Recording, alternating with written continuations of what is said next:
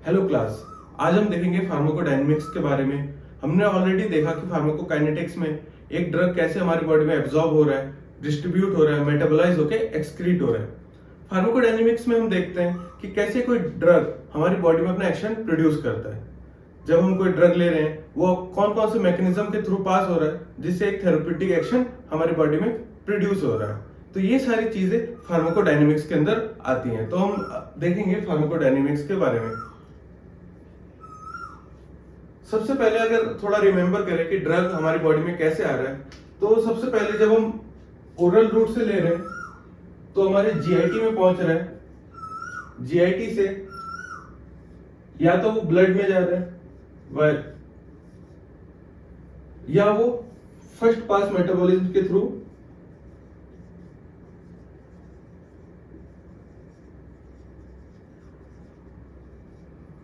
Liver में पहुंच रहा है डायरेक्टली फ्रॉम पोर्टल वेन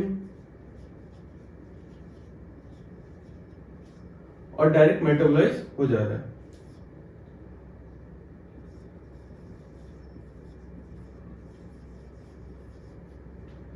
यहां ब्लड से डिफरेंट सेल में पहुंच रहा है, जहां से सेल से फिर ये मेटाबोलाइज होके हमारी बॉडी से एक्सक्रीट हो जाता है। यहाँ पे वेरियस ऑर्गन जैसे लिवर, किडनी एक्ट कर रहा है उस ड्रग को मेटाबोलाइज करने में। तो ये एक मोटा मोटा हो गया हमारा फार्माकोकाइनेटिक्स, जिसमें ये हो गया ड्रग एब्जॉर्प्शन,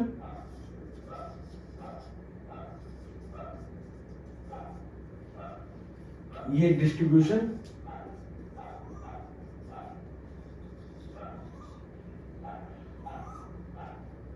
ये हो गया पूरा हमारा डिस्ट्रीब्यूशन।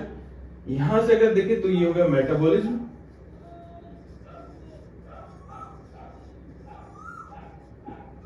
ये पार्ट हो गया हमारा एक्सक्रीशन।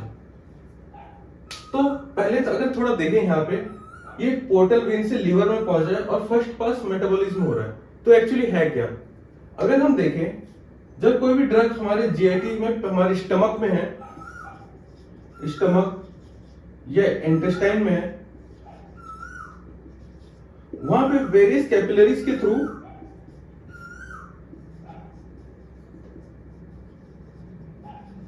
ये सीधा पोर्टल वेन के हेल्प से लिवर में पहुंचता है। सिंस लिवर एक ऑर्गन है जो मेटाबोलाइज कर सकता है ड्रग्स को, तो यहां से ड्रग मेटाबोलाइज होके बॉडी से एक्सक्रीट हो जाता है। तो ये चीज तो समझ में आया कि अगर कोई ड्रग फर्स्ट पास मेटाबॉलिज्म में क्रॉस करेगा तो उसकी पोटेंसी, उसका एक्शन कम हो जाएगा।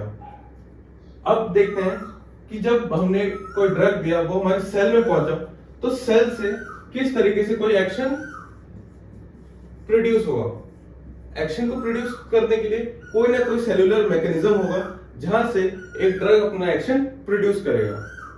तो अब हम आगे देखेंगे कि वो क्या क्या मेथड है जिससे एक ड्रग अपना एक्शन प्रोड्यूस करता है। तो मेनली जब कोई ड्रग अपना एक्शन शो करता है तो वो जाके किसी रिसेप्टर से बाइंड करता है।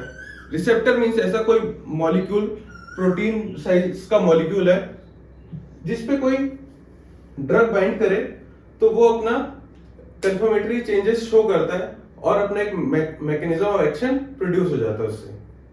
हम देखते हैं सेल में किस टाइप के रिसेप्टर होते हैं। एक सेल का नॉर्मल स्ट्रक्चर अगर आप देखें तो ये एक सेल है,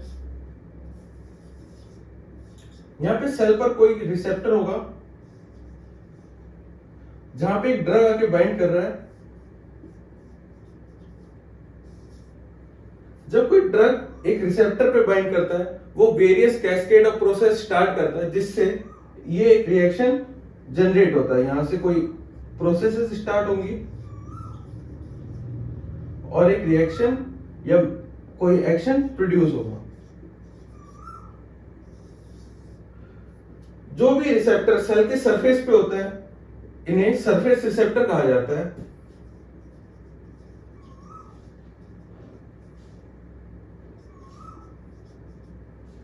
अगर ये ड्रग कोई लिपिड ड्रग हुआ जो सेल मेम्ब्रेन को क्रॉस कर सकता है और आके जैसे ये हमारा न्यूक्लियस हो, न्यूक्लियस के सरफेस पे अगर बाइंड करे या कोई दूसरे ऐसे ऑर्गेनेलिस पे बाइंड करे, तो इस टाइप के ड्रग रिसेप्टर को इंट्रासेल्युलर रिसेप्टर कहा जाता है।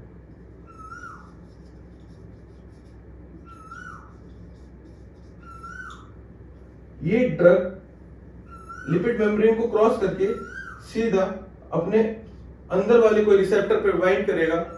इस टाइप के रिसेप्टर को इंट्रासेल्युलर रिसेप्टर कहा जाता है। ये जो भी प्रोसेसेस हैं इसको हम सेलुलर एक्शन में देखेंगे। अभी देखते हैं कि मेन कौन कौन से रिसेप्टर होते हैं जो सेल सरफेस पे भी है और सेल के अंदर भी है।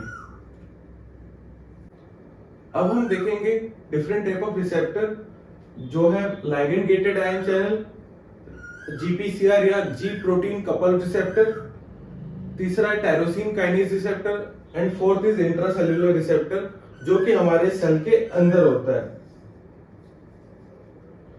एक एक करके हम इन चारों रिसेप्टर के बारे में पढ़ेंगे। सबसे पहले हम देखते हैं लाइगेंड गेटेड आयन चैनल। तो नाम से जैसे पता चल रहा है कि कोई लाइगेंड मींस ऐसा मॉलिक्यूल जिसमें एफिनिटी होती है किसी से बाइंड करने की।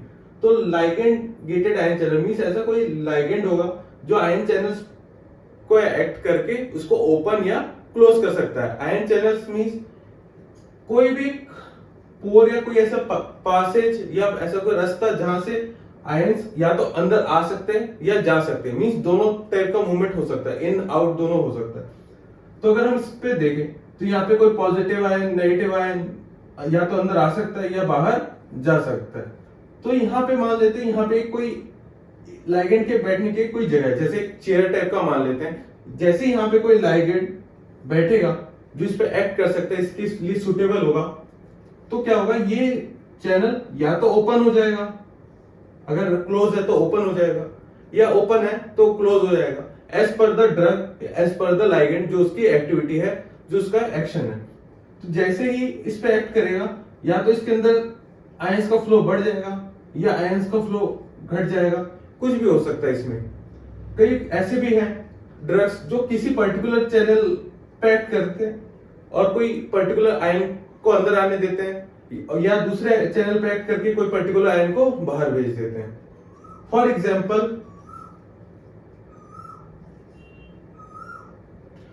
अगर एग्जाम्पल पे देखें तो लोराज़ेपाम,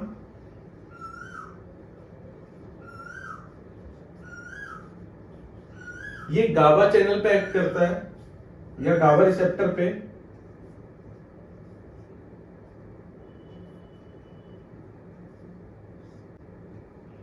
जब ये गाबा रिसेप्टर पर एक्ट करता है, यहाँ पे हम मान लेते हैं ये ड्रग आ गया लोराज़ेपाम, तो ये क्या करता है, ये आयंस क्लोरीन आयन के मूवमेंट को बढ़ा देता है। मींस इसके अंदर क्लोरीन आयन फिल होना स्टार्ट हो जाते हैं। इससे क्या होता है, जो एक्शन पोटेंशियल होता है ये डिक्रीज हो जाता है। जो एक्शन पोटेंशियल डिक्रीज हो जाएगा तो सेल की एक्टिविटी कम हो जाएगी, वो न्यूरॉन की एक्टिविटी कम हो जाएगी, वो अपना ट्रांसफर ऑफ इलेक्ट्रिक सिग्नल नहीं कर पाएगा। तो ऐसे ड्रग्स कहां पे यूज होते हैं, जैसे सीजर की कंडीशन में हम लोराज़ेपाम देते हैं, जिससे क्या होता है, एक्शन पोटेंशियल कम हो जाता है इस न्यूरॉन का और उसका सीजर रुक जाता है, जिससे क्योंकि वहां पे न्यूरोनल फायरिंग नहीं हो पाती और सीजर रुक जाता है। न्यूरोनल फायरिंग का मतलब होता है जो लगातार न्यूरॉन्स की फायरिंग हो रही है, लगातार neuron electrical signal chemical signal transfer कर रहा है। ऐसे कंडीशन में हम लोराज़ेपाम देते हैं जिससे सीजर ना हो, ये ब्लॉक हो जाए और अपना ट्रांसफर ऑफ इलेक्ट्रॉन या कोई भी दूसरा केमिकल ना कर पाए। इसके बाद आते हैं हम जीपीसीआर या जी प्रोटीन कपल्ड रिसेप्टर पे। इसको लिख सकते हैं जी प्रोटीन कपल्ड रिसेप्टर। इसको जी प्रोटीन इसलिए कहते हैं क्योंकि ये जो रिसेप्टर है ये यहाँ पे अंदर एक प्रोटीन के साथ बाइंड रहता है जिसका नाम होता है जी प्रोटीन, और ये इसके साथ बाइंड होके कपल की तरह बाइंड हो रखा है, तो इसीलिए इसको जी प्रोटीन कपल्ड रिसेप्टर कहते हैं। मींस ये दो आपस में बाइंड हुए पर। अगर आप इसके स्ट्रक्चर को देखें, इस रिसेप्टर के स्ट्रक्चर को देखें, तो ये सांप की तरह है, कुछ इस टाइप से एक सांप की तरह है। और 1 2 3 4 5 6 7 मींस इस रिसेप्टर ने इसको 7 टाइम्स क्रॉस किया है। फर्स्ट ये सांप की तरह दिख रहा है और इसने 7 टाइम्स क्रॉस किया है। तो इससे इस टाइप के रिसेप्टर को सर्पेंटाइन रिसेप्टर भी कहते हैं या 7 पास रिसेप्टर भी कहते हैं। सर्पेंटाइन या 7 पास रिसेप्टर, ये दोनों नाम है जीपीसीआर के। और इसका स्ट्रक्चर ये 7 टाइम्स मेम्ब्रेन को क्रॉस करता है। जब भी कोई ड्रग आके इस रिसेप्टर पे बाइंड करेगा तो यहां पे जो जी प्रोटीन है हमारे पास, ये एक्टिवेट हो जाएंगे। जी प्रोटीन कई टाइप के होते हैं, जैसे जी क्यू, जी एस, जी आई। तो जब मान लेते हैं ये जी क्यू प्रोटीन है, यहां पे क्यू लिख देते हैं, ये जी एस, और नेक्स्ट में हम देखते हैं ये है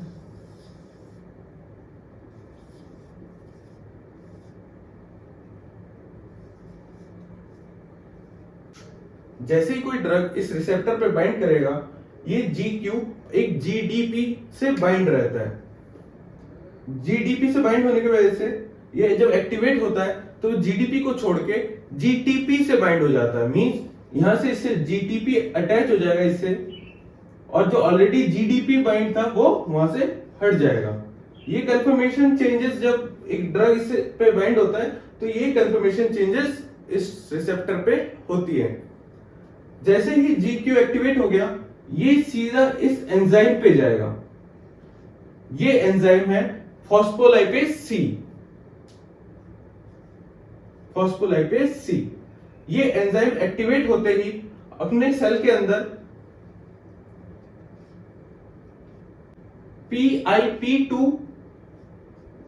P2 एंजाइम को एक्टिवेट करेगा, जिससे ये फर्दर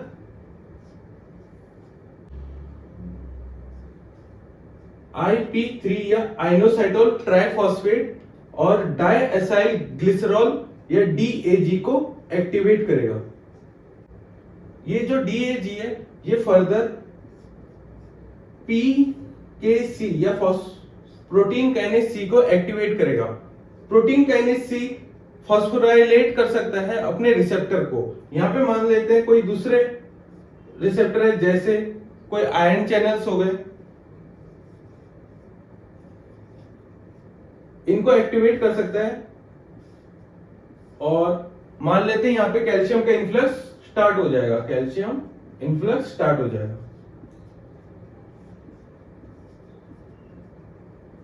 जैसे ही कैल्शियम इन्फ्लक्स स्टार्ट हो जाएगा, ये क्या करेगा, कैल्शियम क्या करता है, कॉन्ट्रैक्ट करता है सेल को। जैसे अगर ये कार्डियक मसल हुआ, हमारे हार्ट का मसल हुआ, तो वहां पे ये कॉन्ट्रैक्ट करेगा, जो हमारे हार्ट को पंप करने में हेल्प करेगा। इसके बाद आता है हमारा जी स्टिमुलेटरी या GS। एस से स्टिमुलेटरी, आई से इनहिबिटरी। मींस ये स्टिमुलेट करेगा, ये इनहिबिट करेगा। जैसे ही कोई ड्रग बाइंड कर रहा है, ये स्टिमुलेटरी क्या करेगा, जीडीपी से हटके जीटीपी से बाइंड कर जाएगा, और ये प्रोटीन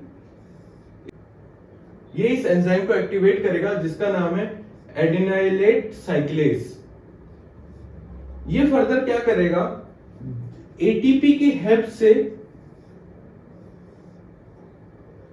साइक्लिक एएमपी को एक्टिवेट करेगा, जो फर्दर प्रोटीन काइनेज ए को एक्टिवेट करेगा। प्रोटीन काइनेज ए क्या करता है, हमने ऑलरेडी देखा, प्रोटीन काइनेज फॉस्फोराइलेशन में हेल्प करता है। ये फॉस्फोराइलेट करेगा कोई आयन चैनल्स को, जैसे यहां पे मानते हैं कैल्शियम चैनल हुआ, ये इसको एक्टिवेट करेगा और कैल्शियम इन्फ्लक्स स्टार्ट हो जाएगा।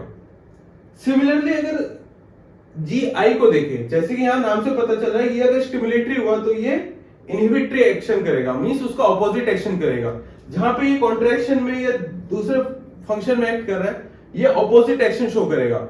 जैसे अगर मान लीजिए यहाँ पे अगर इनहिबिटरी जी आई होता तो ये इसको इनहिबिट करता, एसी को इनहिबिट करता, मींस ये जब एक्टिवेट होगा पहले ये जी डीपी से हटके जीटीपी से बाइंड करेगा और इसको इनहिबिट करेगा। अगर इसको इनहिबिट किया तो फर्दर एक्शन नहीं हो पाएगा, ये कैल्शियम चैनल नहीं खुलेगा, ना ही एटीपी से साइक्लिक केएमपी बनेगा या फॉस्फोराइलेशन नहीं हो पाएगा। ये इनहिबिट हो गया तो दूसरे एक्शन बंद हो जाते हैं और ये फर्दर जाके पोटेशियम चैनल को भी एक्टिवेट करता है। पोटेशियम का इन्फ्लक्स स्टार्ट हो गया अंदर की ओर। तो ये कुछ फंक्शन हो गए जी प्रोटीन कपल रिसेप्टर के। अब हम आगे देखते हैं टायरोसिन काइनेज रिसेप्टर के बारे में। जैसे ही कोई ड्रग इस रिसेप्टर पे आके बाइंड करता है, मान लेते हैं जैसे ग्रोथ हार्मोन हो गया या इंसुलिन, जैसे कोई ड्रग जैसे आगे इस पे बाइंड करेगा, ये दोनों रिसेप्टर आपस में क्लोज आके डाइमराइज हो जाएंगे। मींस ये जो भी रिसेप्टर जो आपस में गैप है ये फिल कर देंगे और डाइमराइज हो जाएंगे, ये आपस में एक दूसरे के पास आ जाएंगे।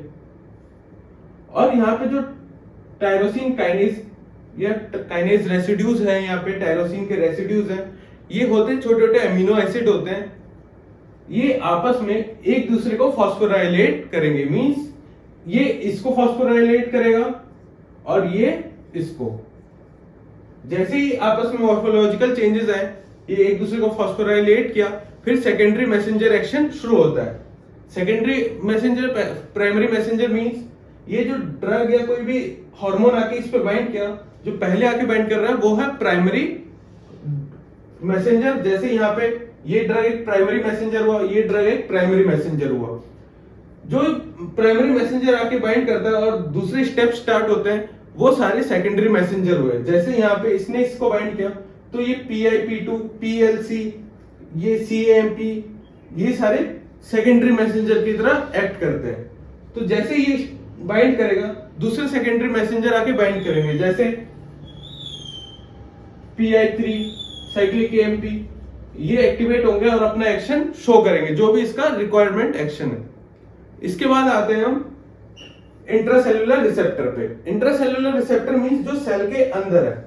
मान लेते हैं ये हमारा न्यूक्लियस है, तो इससे पहले ये देखते हैं इंट्रासेल्युलर रिसेप्टर पे एक्ट करने के लिए कोई ड्रग, हमें पहले तो इस सेल मेम्ब्रेन को क्रॉस करवाना पड़ेगा। हमें पता है सेल मेम्ब्रेन लिपिड बाइलेयर का बना हुआ है, मींस ये लिपिड का बना हुआ है, ये हाइड्रोफोबिक है, ना कि हाइड्रोफिलिक। हाइड्रोफोबिक ड्रग या लिपिड टाइप के ड्रग्स हमें चाहिए होंगे जो इस सेल मेम्ब्रेन को क्रॉस कर सके। यहाँ पे ये ड्रग इस सेल मेम्ब्रेन को क्रॉस नहीं कर पाते, मींस ये सारे ड्रग हाइड्रोफिलिक हैं। ये सारे ड्रग्स हाइड्रोफिलिक हैं, ये हमेशा सेल सरफेस पे एक्ट करेंगे। जो भी ड्रग सेल के अंदर जा सकते हैं, ये सारे हाइड्रोफोबिक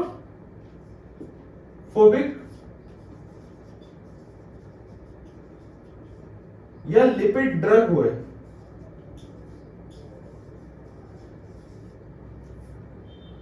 मान लेते ये कोई ड्रग है, जैसे थायराइड हार्मोन हो गया, ये कोई ड्रग है, थायराइड हार्मोन है, T3 T4 हो गया, ये आके सेल के अंदर पहले क्रॉस होके सेल के अंदर पहुंच जाएगा।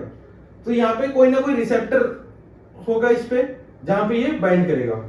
जैसे ये बाइंड करेगा इस रिसेप्टर से, ये रिसेप्टर मूव होगा सीधा इस न्यूक्लियस के सरफेस पे। ये रिसेप्टर उसको पकड़ के, जैसे ये कोई ड्रग है, मैं कोई रिसेप्टर हूं, ये तो मैंने इस ड्रग को पकड़ के सीधा न्यूक्लियस के पास ले गया। अब जैसे ये न्यूक्लियस के पास जाएगा, न्यूक्लियस अपना एक्शन स्टार्ट करेगा। मींस न्यूक्लियस के अंदर होता है डीएनए से ट्रांसक्रिप्शन होकर बनेगा आरएनए से बनेगा प्रोटीन ट्रांसलेशन की हेल्प से, और फिर डिफरेंट फंक्शन स्टार्ट होगा। सिंस डीएनए से आरएनए से प्रोटीन एक लंबा प्रोसेस है, सो ये सारे एक्शन स्टार्ट होने में कई दिन लग सकते हैं। यहाँ पे डीएनए, इसके अंदर है डीएनए से बनेगा आरएनए से बनेगा प्रोटीन। ये कोई स्पेसिफिक प्रोटीन होगा जो अपने एक्शन को शो कर सकता है। अब सवाल आता है कि बार बार हम जो ड्रग दे रहे हैं, क्या बार बार ड्रग देने से कुछ प्रॉब्लम स्टार्ट हो सकती है लेटर स्टेज पे? तो हम इसके बारे में देखते हैं। यहाँ पे आता है टॉलरेंस का कॉन्सेप्ट, की टॉलरेंस क्या है। बाकी हम दूसरे और भी कॉन्सेप्ट देखेंगे जहां पे ड्रग से रिलेटेड प्रॉब्लम्स हमें लेटर स्टेज में फेस करनी पड़ती है। आज हम देखेंगे टैकीफाइलेक्सिस और टॉलरेंस क्या है, इसमें क्या डिफरेंस है और किस कंडीशन में ये दोनों देखे जाते हैं। टैकीफाइलेक्सिस तब होता है जब हमें रैपिड ड्रग डोज देने से डिमिनिश्ड रिस्पॉन्स मिलता है। मींस रैपिड ड्रग डोज देते मींस हर थोड़ी देर बाद अगर एक ड्रग का डोज दिया जा रहा है, उसकी वजह से क्या होता है, स्टार्टिंग में तो रिस्पॉन्स सही आता है, फिर थोड़ी देर बाद उसका रिस्पॉन्स डिमिनिश हो जाता है। तो ये कब किस कंडीशन में होता है? जब रैपिडली ड्रग दिया जाता है, इससे रिस्पॉन्स डिमिनिश्ड हो जाता है। वहीं पे अगर टॉलरेंस की बात करें तो ये लॉन्ग टाइम बाद ये चीज देखा जाता है। मीन जैसे एक हफ्ते से लेके कई महीने या कई साल बाद भी हमें किसी ड्रग की टॉलरेंस हमें दिख सकती है। तो मीन्स ये वीक टू मंथ हो सकता है, वीक टू मंथ या टू ईयर, मतलब कई सालों के बीच में कभी भी ये हो सकता है। ये क्रॉनिक कंडीशन है, मीन्स बहुत लंबे टाइम के एक्सपोजर पे होता है।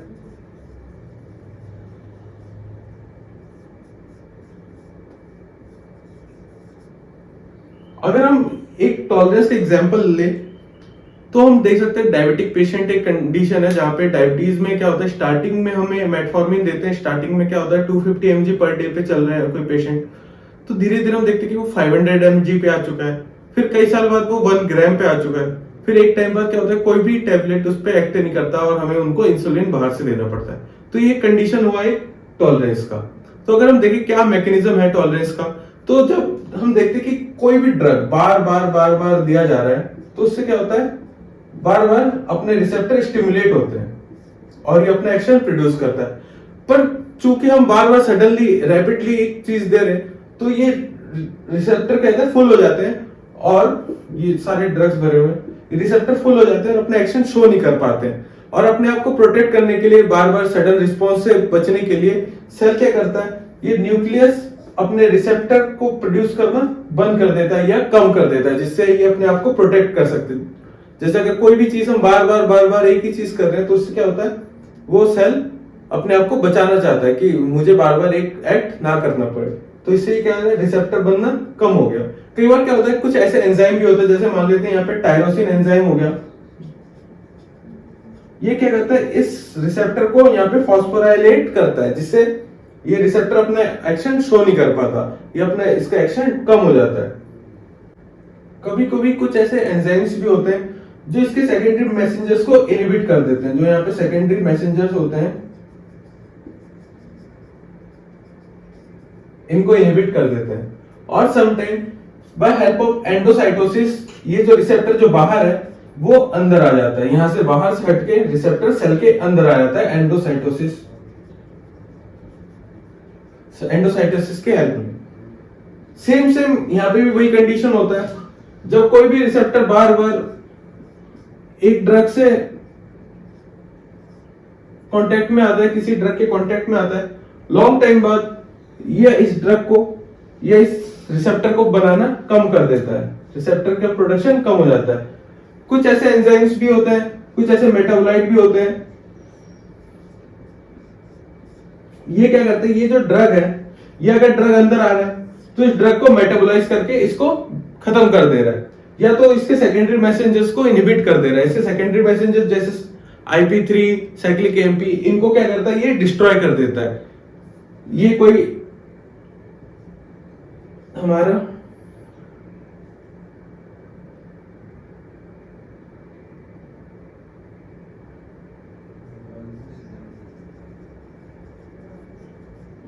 ये मेटाबॉलिज्म कर रहा है इस ड्रग का या इसके मैसेंजर्स का।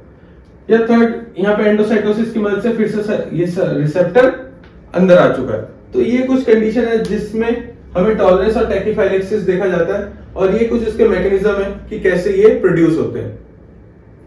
आज हम देखेंगे डोज रिस्पॉन्स रिलेशनशिप, मतलब कोई पर्टिकुलर डोज पे कोई ड्रग कितना रिस्पॉन्स प्रोड्यूस कर रहा है। अगर हम देखें ये एक सेल है जिसपे पर्टिकुलर रिसेप्टर्स हैं। हमेशा जो ड्रग डोज होता है वो हम लॉग फॉर्म में लेते हैं और ड्रग डोज के साथ उसका रिस्पॉन्स हम देखते हैं, तो इसीलिए इसको डोज रिस्पॉन्स रिलेशनशिप कहा जाता है और ये हमेशा लॉग के फॉर्म में लिया जाता है।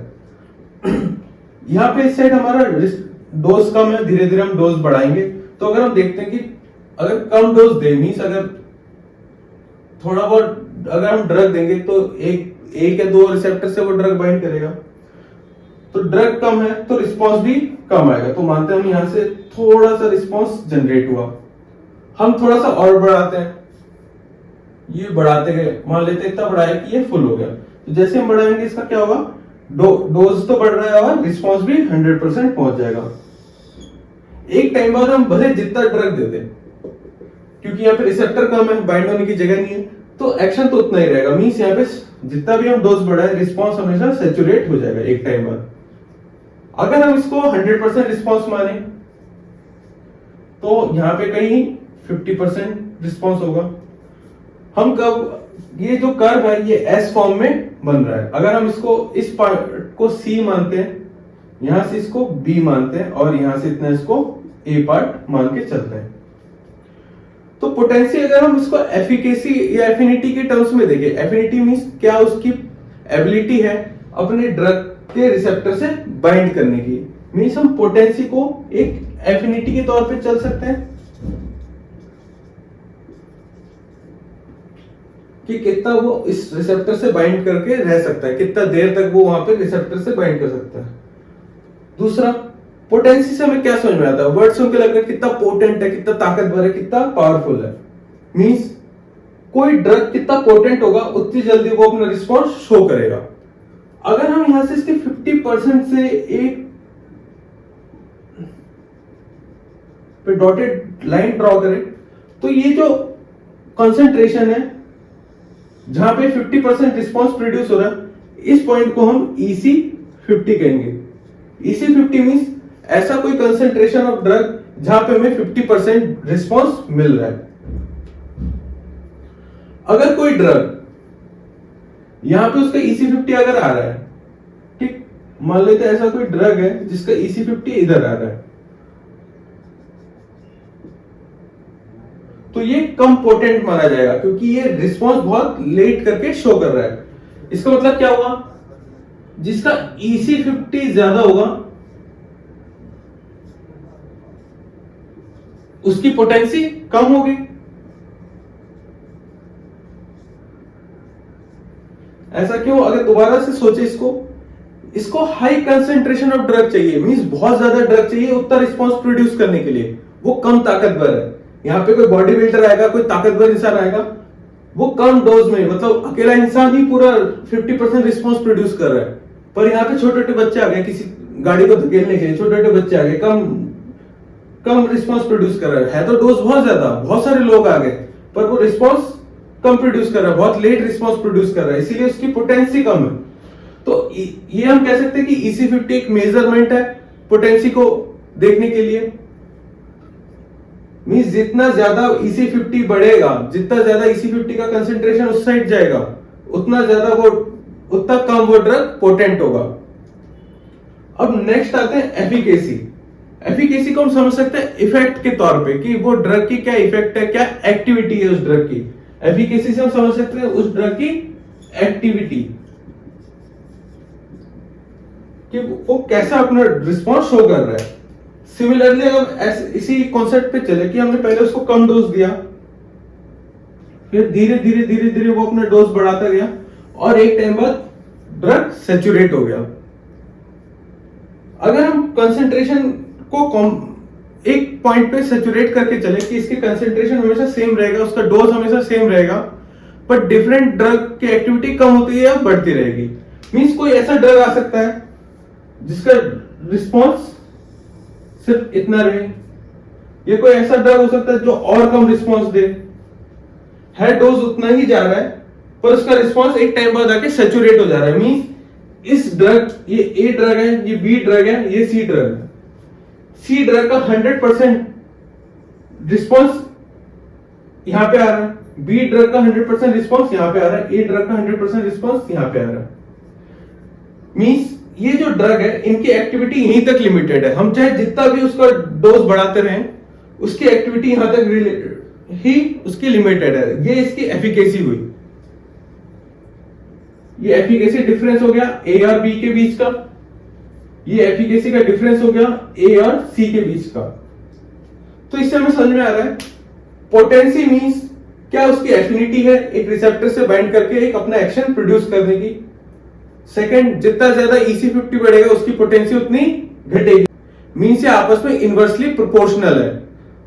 सेकंड, अगर हम लॉग रिस्पांस कर्व देखें एफिकेसी के टर्म्स पे, तो कोई ड्रग का जितना भी हम कंसंट्रेशन या उसका डोज बढ़ाते जाए एक टाइम बाद उसका सैचुरेशन आ जाएगा, चाहे वो उससे ज्यादा भी हो सकता है, उससे पॉइंट से कम भी हो सकता है। जैसे हमने देखा ए, बी और सी के केस में, जहां पे ए का रिस्पांस ज्यादा है, बी का रिस्पांस कम है, सी का रिस्पांस उससे भी कम है। तो ये हुआ हमारा डोज रिस्पांस रिलेशनशिप और पोटेंसी और एफिकेसी के बीच में डिफरेंस।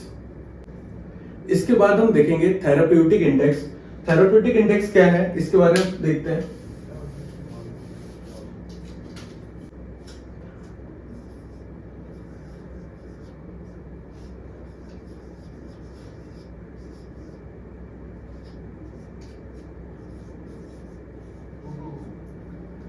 थेराप्यूटिक इंडेक्स क्या है?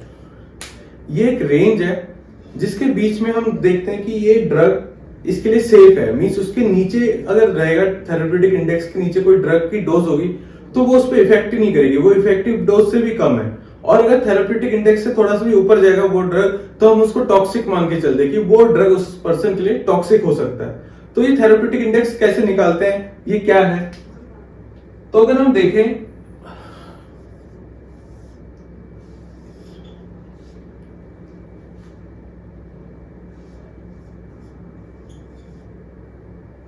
ये कोई ड्रग की डोज है, यहां पे हम पेशेंट को लेके चलते हैं। मान लेते हैं 100% पेशेंट है, यहां पे कोई 50% पेशेंट है, या तो आपको एग्जांपल के तौर पे ऐसे समझ सकते हैं कि यहाँ पे 100 पेशेंट है किसी टेस्ट में जहां पे 100 पेशेंट हुए और 50% पेशेंट मींस 50 पेशेंट हुए। अगर हम उनको टेस्ट करके देखा जा रहा है कि कोई ड्रग का कितना मिनिमम डोज चाहिए उनपे इफेक्ट शो करने के लिए। मान लेते हैं हमने कोई ऐसा ड्रग लिया, मान लेते कोई ड्रग ए है, जब उनको दिया गया 100 पेशेंट में तो एटलीस्ट 50% पेशेंट में रिस्पांस प्रोड्यूस होना चाहिए। मींस हमने जब जैसे ड्रग दिया तो उसका कोई ना कोई रिस्पांस प्रोड्यूस हुआ होगा, तो एटलीस्ट ऐसा कोई रिस्पांस हो जो 50% पेशेंट पे आए, तो इसको ED50 कहेंगे, मींस इफेक्टिव डोज जो 50% पेशेंट में इफेक्टिव डोज प्रोड्यूस कर रहा है। पर हम इस डोज को अगर बढ़ा दें, कोई ऐसे हाई डोज पे अगर इस ड्रग को दिया जाए तो एक टाइम बाद ये डोज टॉक्सिक हो सकता है। ये टॉक्सिक डोज 50 मान लेते हैं इसको, मींस इस डोज के बाद यहां पे 50% पीपल में ये डोज देने से उनको टॉक्सिसिटी प्रोड्यूस हो रही है। मींस हम मान के चले कि ये एक ऐसा रिस्पॉन्स है जहां पे 50% पीपल को अपना टॉक्सिसिटी प्रोड्यूस हो रहा है। तो ये जो गैप है ED50 और TD50 के बीच में, इसी रिस्पॉन्स को हम थेराप्यूटिक इंडेक्स कहते हैं। अगर हम और एक एग्जांपल लें, सिमिलरली यहां पे डोज, यहां पे पेशेंट, यहां पे मान लेते हैं 100% पेशेंट है, यहां 50% पेशेंट हुए, कोई ड्रग हमने दिया, ये 50 EC50 हुआ, ED50, और ये हो गया हमारा टॉक्सिक डोज 50। तो ऐसा यहां पे ये इसका थेरेप्यूटिक इंडेक्स हुआ। हम यहां पे देख सकते हैं कि ये कोई ड्रग है, इसका थेरेप्यूटिक इंडेक्स बहुत ही ज्यादा है, यहां पे ड्रग है इसका थेरेप्यूटिक इंडेक्स कम है। मींस ऐसे ड्रग्स जिनका थेरेप्यूटिक इंडेक्स बहुत ही नैरो होता है, जिसका थेरेप्यूटिक इंडेक्स बहुत कम होता है, हमें वहां पे ड्रग सोच समझ के देना पड़ता है। अगर डोज थोड़ा सा भी कम होगा तो वो वहां पे एक्ट ही नहीं करेगा। अगर डोज थोड़ा सा भी ज्यादा हो जाएगा वो उसके लिए टॉक्सिसिटी प्रोड्यूस कर सकता है। पर जो ड्रग के थेरेपेटिक इंडेक्स ब्रॉड होती है, जहां पे स्कोप ज्यादा होता है, वहां पे थोड़ा बहुत डोज दे ऊपर नीचे होने से कोई ज्यादा फर्क पड़ता नहीं। पर ऐसे ड्रग के डोज को हमें बहुत ही सोच समझ के, बहुत ही टेस्ट के बाद देना पड़ता है। बहुत सारे वेरियस टेस्ट होते हैं, सीरम टेस्ट, जहां पे हमें पता चल सकता है कि कैसे एक पर्सन का थेरेपेटिक इंडेक्स कितना है। तो ये हो गया नैरो थेरेपेटिक डोज, ये हो गया ब्रॉड थेरेपेटिक डोज। यहाँ पे ED50 और TD50 के बीच का जो गैप होता है, इसी को थेरेपेटिक इंडेक्स हम मानते हैं। अब हम देखेंगे इंट्रिंसिक एक्टिविटी। इंट्रिंसिक एक्टिविटी का मतलब होता है the maximum effect that can be produced by a drug.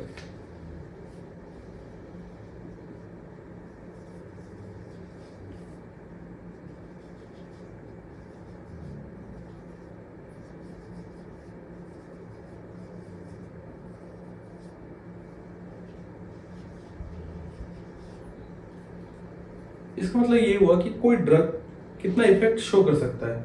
तो उस हिसाब से ड्रग के भी वेरियस टाइप होंगे। तो जैसे ड्रग कितने टाइप के हो सकते हैं, या तो वो फुल एगोनिस्ट हो, या पार्शियल एगोनिस्ट हो, इनवर्स एगोनिस्ट हो, competitive antagonist, non competitive antagonist, या सिंपली एंटागोनिस्ट।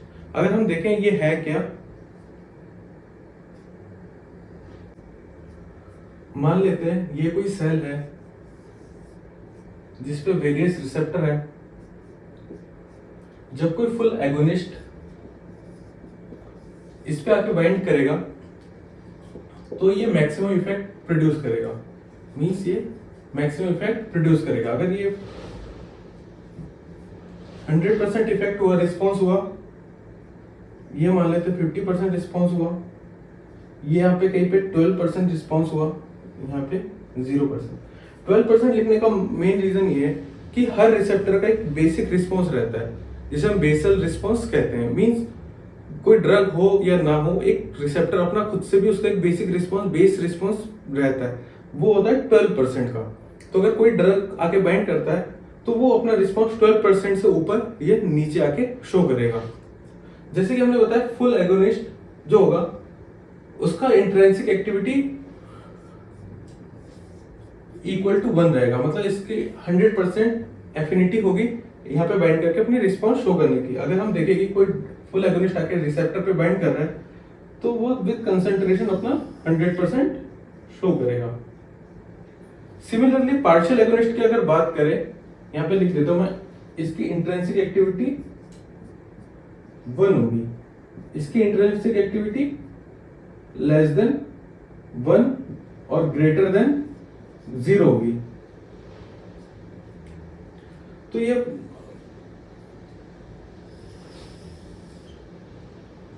लेस देन ये 100 है, ये हो गया आपका पार्शियल एगोनिस्ट। अगर हम एंटागोनिस्ट की बात करें तो ये जो ड्रग है ये कोई रिस्पॉन्स शो नहीं करता।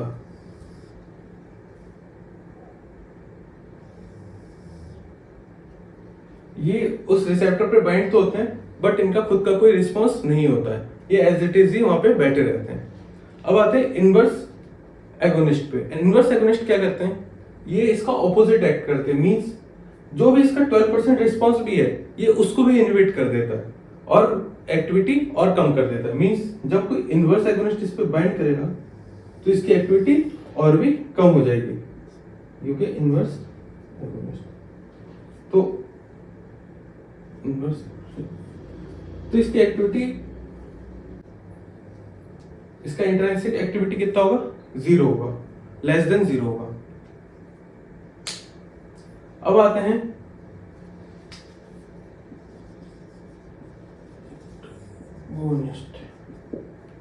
अब आते हैं कॉम्पिटिटिव एंटागोनिस्ट और नॉन कॉम्पिटिटिव एंटागोनिस्ट पर। अगर हम इसको यहां पे देखें, ये हो गया इसका इफेक्ट, कितना इफेक्टिव है वो ड्रग, और यहां पे हो गया उसका कंसंट्रेशन।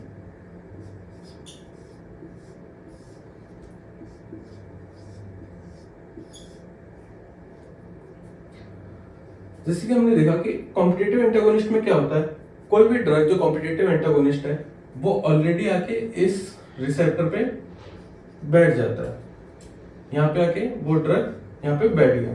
अब क्या होता है, हम कोई अगर दूसरा एगोनिस्ट दे रहे हैं, ये कॉम्पिटिटिव एंटागोनिस्ट है, अब हम अगर यहाँ पे एगोनिस्ट देंगे तो ये, क्योंकि ये साइड तो ऑलरेडी ऑक्यूपाइड है, तो एंटागोनिस्ट यहाँ पे अपना रिस्पॉन्स शो नहीं कर पाएगा। तो एगोनिस्ट यहाँ पे है बहुत सारी, ये एगोनिस्ट अपना रिस्पॉन्स शो नहीं कर पाया क्योंकि यहाँ पे ऑलरेडी एंटागोनिस्ट यहाँ पे बैठे हुए हैं। तो हमें कंसंट्रेशन बढ़ाना पड़ेगा जिससे ये इसको रिप्लेस कर सके। मींस यहाँ से ये एंटागोनिस्ट हट जाएगा और यहाँ पे ये एगोनिस्ट आके बैठ सकता है। तो यहाँ पे होता क्या है, कंसंट्रेशन बढ़ाने पर ही रिस्पॉन्स मिलेगा। अगर मान लेते ये इफेक्ट इसका 100% यहाँ पे है, तो अगर ये नॉर्मल एगोनिस्ट का एक्शन हुआ, ये जनरल कंडीशन में बता रहा हूं, अगर एगोनिस्ट का एक्शन यहां पे रहा, तो अगर हम कोई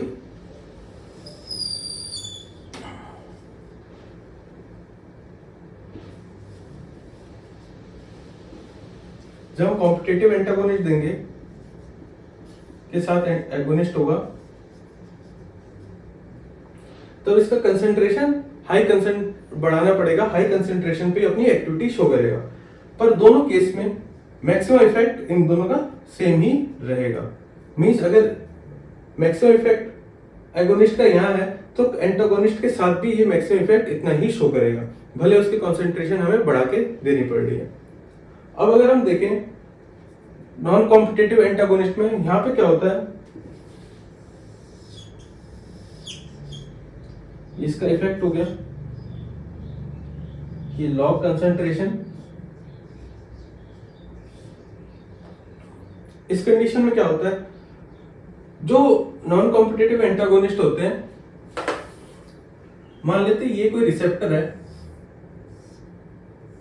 ये सेल सरफेस हो गया, ये कोई रिसेप्टर है। नॉन कॉम्पिटिटिव एंटागोनिस्ट अपने बाइंडिंग साइट पे ना बाइंड करके उसके आसपास कहीं पे बाइंड कर जाते हैं। ये अगर इसकी बाइंडिंग साइट ये है, तो इसके साइड में या इसके आसपास, इसके नीचे कोई दूसरे साइड पे बाइंड करता है, जिससे इसका स्ट्रक्चर चेंज हो जाता है। मान लेते पहले जो ऐसा था, अब उसका स्ट्रक्चर ऐसा हो गया क्योंकि ये इससे बाइंड कर चुका है। इस पे क्या होता है कि जो भी एगोनिस्ट आके बैठता है वो प्रॉपरली अपनी एक्टिविटी शो नहीं कर पाता है यहाँ से, क्योंकि रिसेप्टर में चेंजेस आ चुके हैं, उसके शेप में चेंजेस आ चुका है, जिसकी वजह से वो अपना एक्टिविटी प्रॉपरली शो नहीं कर पाता है। तो यहाँ पे क्या होता है, अगर ये नॉर्मल एगोनिस्ट की बात करें, अगर ये नॉर्मल एगोनिस्ट यहाँ पे 100% रिस्पॉन्स दे रहा है, 100% इफेक्ट आ रहा है, 100% रिस्पॉन्स अगर इस पॉइंट पे आ रहा है, तो कोई नॉन कॉम्पिटिटिव एंटागोनिस्ट के साथ उसका मैक्सिमम इफेक्ट यहां तक आएगा। Agonist plus non competitive antagonist, ये इसका 100% यहां पे हुआ। और दूसरी चीज आप देख सकते हैं कि इसका कंसेंट्रेशन हमेशा सेम है, फिर भी ये यहीं तक ही आएगा, जबकि यहाँ पे हमें कंसेंट्रेशन बढ़ाना पड़ा जिससे वो एक्टिविटी शो कर सके। पर ये कम कंसेंट्रेशन पे या सेम कंसेंट्रेशन पे भी एक्ट तो करेगा, पर इसका मैक्सिमम इफेक्ट कम हो जाएगा, वो एक पॉइंट के ऊपर बढ़ नहीं सकता। तो ये हो गया आपका इंट्रिंसिक एक्टिविटी, मतलब क्या होता है, maximum effect that can be produced by a drug. हम देख सकते हैं कि वेरियस टाइप के ड्रग्स हैं, उनकी क्या क्या इंट्रिंसिक एक्टिविटी है। फुल एगोनिस्ट की 100%, पार्शियल एगोनिस्ट की लेस देन 100%, एंटागोनिस्ट का कोई रिस्पॉन्स नहीं होता, और जो इनवर्स एगोनिस्ट होते हैं वो उल्टा काम करते हैं, वो और कम कर देते हैं। जहां पे बात हुई कॉम्पिटिटिव एंटागोनिस्ट की, तो ये क्या कर रहे हैं कि अपना एगोनिस्टिक इफेक्ट को तो रख रहे हैं, अपने बराबर रख रहे हैं, पर वहां पे कॉन्सेंट्रेशन हमें बढ़ाना पड़ रहा है। जबकि नॉन कॉम्पिटिटिव एंटागोनिस्ट के केस में वो डायरेक्टली रिसेप्टर पे बाइंड नहीं करते हैं, वो उसके साइड में बाइंड करके उसके मॉर्फोलॉजिकल चेंजेस लाता है, जिससे क्या होता है, जहां पे एगोनिस्ट की 100% इफेक्ट जिस पॉइंट पे है, वहां से उसका इफेक्ट नीचे आ जाता है। जहां पे हम देख सकते हैं ये इसका 100% इफेक्ट हुआ, तो नॉन कॉम्पिटिटिव के साथ इसका इफेक्ट कम हो चुका है। Thank you.